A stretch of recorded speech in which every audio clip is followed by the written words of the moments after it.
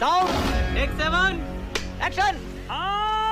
नरेंद्र जी, सबसे खूबसूरत तस्वीर आज ये दिखी कि शाना बशाना खड़े दिखे सारे विपक्षी दल सरकार के साथ सॉलिडारिटी से, यूनिटी से, और कम से कम इस नाजुक मौके पर ही सही वी स्टैंड यूनाइटेड, ये कम से कम भारत में दिख रहा है। ये अच्छी तस्वीर है क्या, सुकून देने वाली?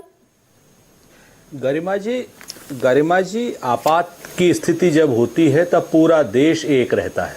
दो तीन चीजें कहता हूं कि ये देश पर, देश के सोशल फैब्रिक पर, देश के हमारे संस्थानों पर, देश के हमारे नागरिकों पर ये एक बहुत बड़ा सुनियोजित हमला है। इसका रिटेलिएशन बिल्कुल आवश्यक है और इसका रिटेलिएशन जितना मजबूत होगा, जितना दमदार होगा, पूरी दुनिया उसको देखेगी, क्योंकि भारत पूरे तरीके से एक है। और आपात के समय में हमेशा से भारत अपनी पॉलिटिकल मतभेदों को छोड़ करके हमेशा से पहले भी एक होता आया है, आज भी एक होता रहा है और आगे भी एक होता रहेगा। इसमें हमें कोई भी दो मत नहीं है हमें। ये बड़ी अच्छी बात कही आप। डिप्लोमेटिक एक्शंस सरकार के साथ कुछ बात करते कहिए, कह लीजिए आप पूरी बात। जी, जितने डिप्लोमेटिक एक्शन लिए गए हैं वो अभी शुरुआत है। उस शुरुआत के साथ डिप्लोमेटिक एक्शंस और भी लिए जाएंगे। वो कहते हैं ना कि अभी गनीमत है सब्र मेरा, अभी लबालब भरा नहीं हूं, और वो मुझको मुर्दा समझ रहा है, उससे कह दो मरा नहीं हूं। और कई दिनों से वो कह रहा है खत्म कर दूंगा नस्ल तेरी, है उसकी आदत डरा रहा है और है मेरी फितरत डरा नहीं। तो मसला क्या है कि आज हम डरने वाले लोग नहीं हैं, हम लड़ने वाले लोग हैं, हम मरने वाले लोग नहीं, हम मारने वाले लोग हैं। इसमें हमें कोई भी जो है दो राय नहीं है। और पाकिस्तान जैसे देश के सामने हमारी जो ताकत है वो अपने आप में जग जाहिर है, इसमें कहीं कोई दो राय नहीं। आज जिस तरीके से पाकिस्तान बौखलाया हुआ है, वो सारी की सारी बातें वो दुनिया के नजरों के सामने डिफेंस एक्सपर्ट्स ने भी कह दिया और जो आपके पॉलिटिकल डिप्लोमेट थे उन्होंने भी कह दिया। यहां सही पकड़े हैं पर प्रश्न दूसरे आ जाते हैं। कुछ प्रश्न जो है सरकार से भी करने होंगे आपको, हमको सरकार से। इस देश को पूरा एक रखने की जब आवश्यकता है तब यह सरकार से क्या नहीं पूछा जाना चाहिए कि भारतीय जनता पार्टी की सरकार, यानी भारतीय जनता पार्टी जिसकी सरकार है, उसका छत्तीसगढ़ का हैंडल क्या कर रहा है ट्विटर का?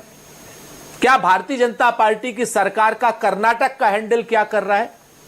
आप मुझे बताइए, क्या निशिकांत दुबे क्या कर रहे हैं?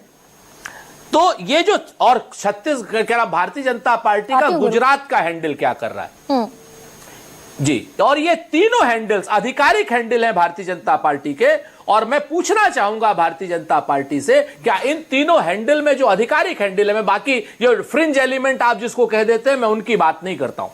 वाह मोदी जी, वाह वाह। जो फ्रिंज एलिमेंट है वो कुछ हिंदू मुसलमान कर रहे हैं, जो भी कर रहे हैं उनकी मैं बात नहीं कर रहा हूं। लेकिन क्या इस वक्त इस देश के अंदर हिंदू मुसलमान एकता की आवश्यकता नहीं है? क्या किस तरीके से वहां हिंदुओं को टारगेट करके हमारे पूरे देश में जो तफरका पैदा करने की पाकिस्तान ने कोशिश की है, तो क्या भारतीय जनता पार्टी की ये ट्विटर हैंडल्स ये तफरके को बढ़ा नहीं रहे? तो क्या ये पाकिस्तान के हाथ में नहीं खेल रहे? और इन लोगों के बारे में क्यों नहीं आप प्रश्न करेंगे और क्यों नहीं इन लोगों को रोका जाना चाहिए? भाई विदेशी ताकतों से तो हम लड़ेंगे, लेकिन भारत के अंदर जो भारत के गद्दार हैं, और या तो गद्दार हैं वो लोग, और या फिर वो अपनी जहर की फसल बोना चाहते हैं इस वक्त में भी, तो क्या उनको भारत की सरकार को रोकना नहीं चाहिए? मैं नाम लेके तीन हैंडल्स का बात कर रहा हूं, गुजरात हैंडल का, छत्तीसगढ़ हैंडल का और कर्नाटक हैंडल। मैं सुरेंद्र राजपूत, ठीक है ना? मेरी बात सुनिए। तुम्हें शर्म है? कुछ शर्म आया है? तुम्हें शर्म है? मेरी पूरी बात सुनिए। जी जी, मैं इन तीनों मसलों पर बात करूंगी। जो इंटरनल मसले हैं वो एक चुनौती के तौर पर इन 2 दिनों में दिखे हैं, और मैं नहीं चाहती थी कि हिंदू मुसलमान पर डिबेट आए, लेकिन आपने क्योंकि रेस किया है पॉइंट, मैं गुरु से सवाल पूछूंगी, गुरु आऊंगी। लेकिन सबसे पहले मैं बतौर मुख्य विपक्षी पार्टी ये तो बताए कांग्रेस, ये तो बताए सुरेंद्र राजपूत की अभी तक ये पहला जो मेजर लिया सरकार ने, Indus water treaty, it is historical, never happened ever before. और पाकिस्तान के लिए जैसा कहा अभी के सिन्हा ने भी कि ये first step of military operation है, क्या सरकार सही दिशा में काम कर रही है या विपक्ष की कुछ और एडवाइजेज हैं? बिल्कुल कैमरा भेजिएगा 8 बजे। नहीं, मैं बिल्कुल, अभी सर्वदलीय बैठक चल रही है और हम पहले से कह चुके हैं इस बात को कि हम इस क्रॉस बॉर्डर टेररिज्म जिसकी हमारे ऊपर एक आपदा पड़ी है, हमारे लोगों को, हमारे बच्चों को मारा गया है, इसके रिटेलिएशन के लिए भारत की सरकार के साथ हम शाना बशाना खड़े हैं, कंधे से कंधा मिलाकर खड़े हैं और उनकी एक एक चीज से हम सहमत हैं। अभी क्या बात है सर, क्या बात है सर, क्या बात, ये बात है। अरे सर क्या बात है, पहचानो नहीं। अरे इसको लेकर के हमें कोई वो नहीं है, बिल्कुल भी, बिल्कुल कोई जी। अभी तक जो एक्शन हुए हैं ना, अभी तक जो एक्शन हुए हैं ये पहले भी होते आए हैं। वाटर ट्रीटी को सस्पेंड 2015 में भी शायद एक बार चेक कर लीजिए किया गया था। गुरु प्रकाश जी उस वक्त शायद हमारे साथ बहस में थे या नहीं थे, सुन लीजिए, मैं बताता हूं आपसे। मैं आपको बाकायदा 1 महीना बहस मेन स्ट्रीम मीडिया में चली थी, 1 महीना बहस चली थी कि साहब पाकिस्तान का पानी बंद हो जाएगा तो पाकिस्तान ये हो जाएगा, भूखा मर जाएगा, ये हो जाएगा, क्या नाम ये उस वक्त मुझे याद है अपने जो नितिन गडकरी साहब थे, तो वो उन्होंने एक वाटर रिसोर्स में थे, उन्होंने कहा था हम साहब अपने डैम्स बना रहे हैं, उस पानी को ऐसे स्टोर करेंगे, वैसे स्टोर करेंगे। तो हम इस बात पे, ये वक्त नहीं है उस बात को याद दिलाने का। मैं ये कहता हूं कि जितने भी कड़े मेजर्स लिए जाए उतने कम हैं और इस क्रॉस बॉर्डर टेररिज्म को वंस फॉर ऑल समाप्त किया जाना चाहिए। और हमारी जो इंटरनल सिक्योरिटी है, इसमें जो हिंदू मुसलमान जो चीजें हैं, जो भारतीय जनता पार्टी और उनके फ्रिंज एलिमेंट्स या बाकी सब लोग जो कर रहे हैं, उनके ऊपर भी उतनी ही कड़ाई से एक्शन होना चाहिए जितनी कड़ाई से पाकिस्तान के खिलाफ। बहुत इंपॉर्टेंट पॉइंट। कौन है ये लोग, कहां से आते हैं? Are we heading towards the right direction against Pakistan? क्या हम पाकिस्तान के खिलाफ सही दिशा में आगे बढ़ रहे हैं या फिर कुछ और स्ट्रिक्ट मेजर्स की जरूरत है जो देश ने पहले न देखे हो? उन सारे 28 लोगों के परिजनों को आश्वस्त करने की और ज्यादा कड़ाई से जरूरत है क्या? जो हम इस समय कर रहे हैं मैम, मुझे बहुत समय बीत गया है, 74 साल की मेरी उम्र है। आई हैव सीन जो रेजोल्यूट एक्शन इस बार लिया जा रहा है वो मैंने पहले नहीं देखा है। इस वक्त सारा देश इकट्ठा हो गया है। अब मैं आपको बहुत जल्दी बता देता हूं कि 19वीं शताब्दी के पहले 2 दशक में सोमालिया के एक मैड मुल्ला मोहम्मद हुआ करते थे। तो वो एक दरविश भी थे और वो एक रिलीजियस लीडर भी थे, मिलिट्री लीडर भी थे। कई हजार अपने लोगों को जिहाद के नाम पर कुर्बान कर दिया था। आज 100 साल बाद 2025 में एक मैड मुल्ला मुनीर है पाकिस्तान में, जो कई हजार अपने लोगों को, मैड मुल्ला मुनीर कहता हूं उसको मैम, वो कई हजार अपने पाकिस्तानियों को कुर्बान करता चाहता है जिहाद के नाम पे। You are right bro. हिंदुस्तानियों को कुर्बान नहीं होने देंगे ना सर, सवाल नहीं पैदा होता। अपने लोग उसके कुर्बान होंगे, वो हमारे लोगों को कुर्बान नहीं कर सकता, उसके वो अपने लोगों को कुर्बान करना चाहता है। और मैम मेरा मानना है कि अब जो एक्शन हम लेंगे, जैसा पीएम साहब ने कहा, वो जो कहते हैं करते हैं, जो करते हैं वो कहते हैं कि उनकी रूह कांपेगी इन आतंकवादियों की देख कर कि हमने क्या। और मैं ये कहती हूं दीपक वोरा, ये इंटेंशनली पूर्व नियोजित सुनियोजित हमला एक तरीके से पाकिस्तान ने किया है। और ये मैंने आज बयान सुनाया दरअसल, और ये एक लंबी प्लानिंग रही है पाकिस्तान की कि भाई आसिफ मुनीर कहता दिखा, आर्मी चीफ पाकिस्तान का, कि यहीं से 2 राष्ट्र सिद्धांत की नींव रखी गई, कश्मीरियों को भड़काता हुआ नजर आ रहा है। तो ऐसे में जो आज कल सीसीएस की बैठक में महत्वपूर्ण फैसले लिए गए, जितने भी डिप्लोमेटिक चैनल्स के थ्रू फैसले लिए गए हैं, क्या वो इनफ माने जाएं या फिर पक्की और निर्णायक लड़ाई के लिए कुछ और कड़े फैसलों की जरूरत है, मिलिट्री ऑपरेशन जैसे फैसलों की जरूरत है?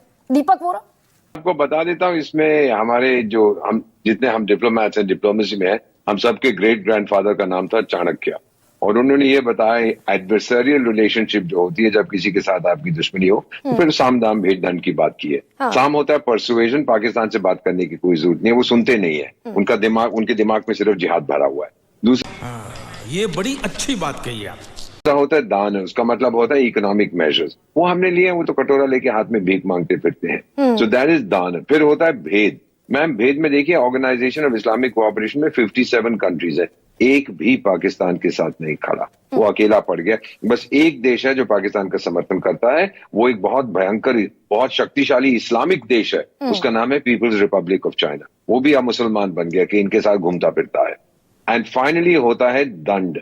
अब दंड की मैं आप बहुत जल्दी से आपको बता देता हूं मैम, कि आपने प्राइम मिनिस्टर ने ये कहा था, आप सुन लीजिएगा इसको, उन्होंने कहा था कि ये जो आतंकी हैं, ही डिडंट से पाकिस्तानी आतंकी हैं, हम दुनिया के आखिर तक उनका पीछा करेंगे। यानी भारत अब इंटरनेशनल टेररिज्म के अगेंस्ट जो जंग चल रही है, हम उसकी लीडरशिप ले रहे हैं। क्या होता था 70, 80, 90 के दशक में, अमेरिका के पास हम दौड़े जाते थे, अंकल अंकल देखो ये क्या हो गया, नॉट एनी मोर। अब हम खुद लीडरशिप लेंगे एट द इंटरनेशनल लेवल और हम इनको खत्म करेंगे। सेकंड थिंग, सही पकड़े हैं। एक्शंस में से एक है। अब मेरे साथ अनिल त्रिगुणायत है। अनिल जी, ये आज जो एक विदेश मंत्रालय की तस्वीर सामने आई कि G20 देशों के साथ साथ बाकायदा पड़ोसी देशों के राजदूत शामिल हुए, विक्रम मिस्री उन्हें ब्रीफ करते दिखे, पूरा पहलगाम का प्रेजेंटेशन बाकायदा सारे इंटरनेशनल हाई कमिश्नर्स को दिया गया।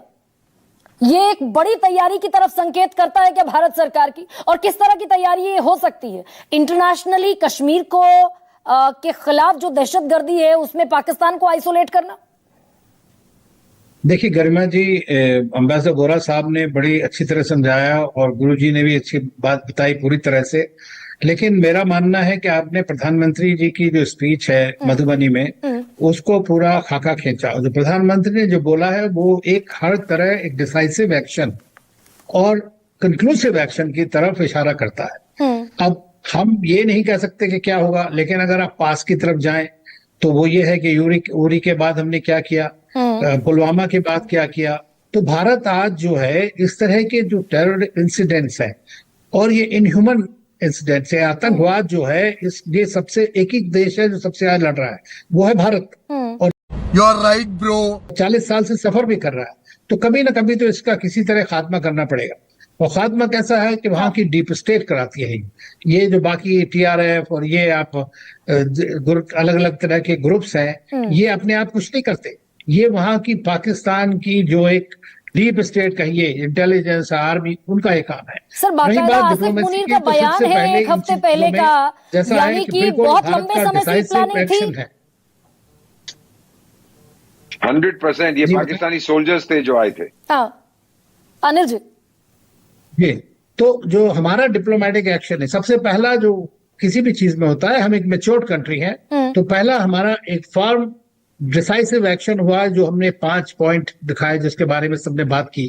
इंडस वाटर ट्रीटी के बारे में, पानी एक बहुत बड़ा वेपन है, इसमें कोई शक की बात नहीं है। लोगों की थ्योरी ये है कि आगे के वॉर्स जो है वाटर वॉर्स होंगे, तो ये एक बड़ी बड़ी समस्या है। उससे क्या है, देखिए जो ये आतंकवाद हुआ कर, इससे ठीक है हमारे लोग मारे गए, लेकिन किसके लिए सबसे बड़ा नुकसान होगा? कश्मीर के लिए।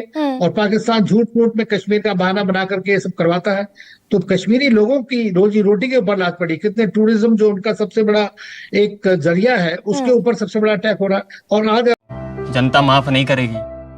खत्म, bye bye, tata, goodbye, गया।